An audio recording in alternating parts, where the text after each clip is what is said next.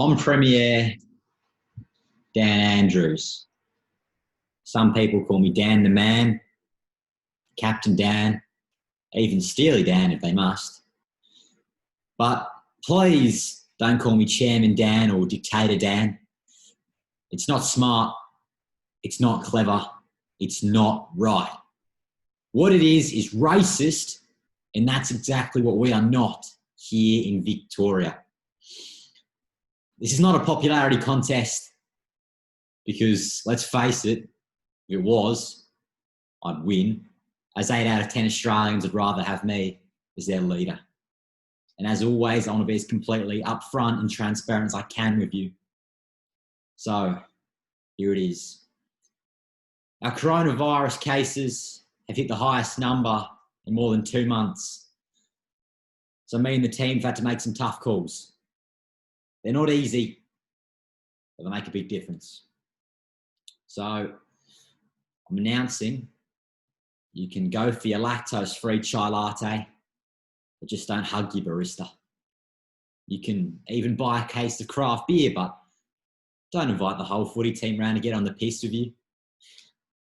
Don't visit friends and family, especially if they live in New South Wales, because let's face it, we've got better coffee and wine here anyway. And the last one kind of speaks for itself. Don't go on holiday to South Australia. I mean, what's the point? Wash your hands, work from home, and if you're feeling crook, just Netflix and chill, and whatever else you've been doing for the last few months. Fuck all. If you're in one of the 10 targeted suburbs, which are Keilor Downs, Broadmeadows, Maldston, Albanville, Sunshine West, Harlem, Brunswick West, Fawkner, Reservoir or Pakenham, get yourself tested, even if you don't have symptoms. You're as likely to catch this from your Auntie Sandra than you are from the checkout guys at Woolies. Some people think this is all over just because they want it to be over.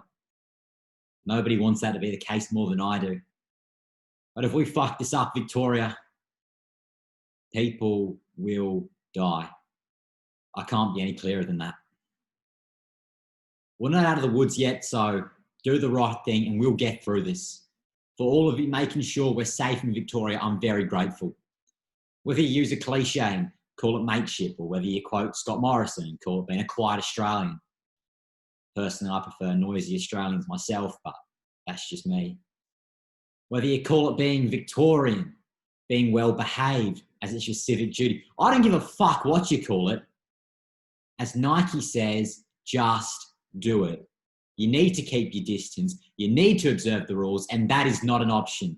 We can make this work. We must make this work.